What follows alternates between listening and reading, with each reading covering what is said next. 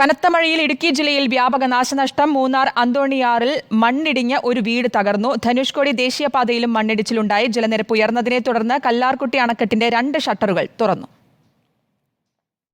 ഇന്നലെ രാത്രിയിലടക്കം ശക്തമായി തോരാതെ പെയ്ത മഴയ്ക്ക് ഉച്ചയ്ക്ക് ശേഷമാണ് അല്പം ശമനമുണ്ടായത്. ദേവികുളം കോളനിയിൽ റോഡിന്റെ സംരക്ഷണ ഭിത്തി ഇടിഞ്ഞു വീണ ഒരു വീട് തകർന്നു. വിൽസന്റെ വീടാണ് തകർന്നത്.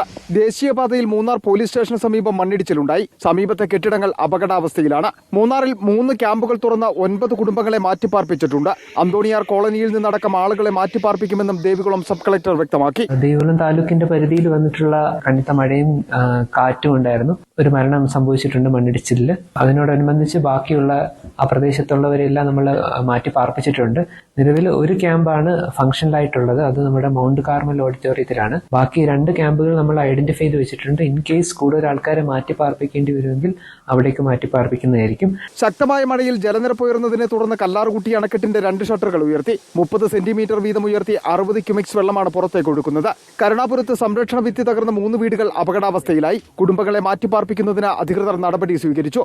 ഏലപ്പാറ ബോണാമിയിൽ വീടിന് മുകളിലേക്ക് മരം കടപുഴകി വീണ ഒരു വീട് ഭാഗികമായി തകർന്നു. കൊച്ചി ധനുഷ്കോടി ദേശീയപാതയിൽ ഗ്യാപ് റോഡിലൂടെയുള്ള യാത്രയ്ക്ക് രാത്രികാല നിരോധനം ഏർപ്പെടുത്തിയിട്ടുണ്ട്.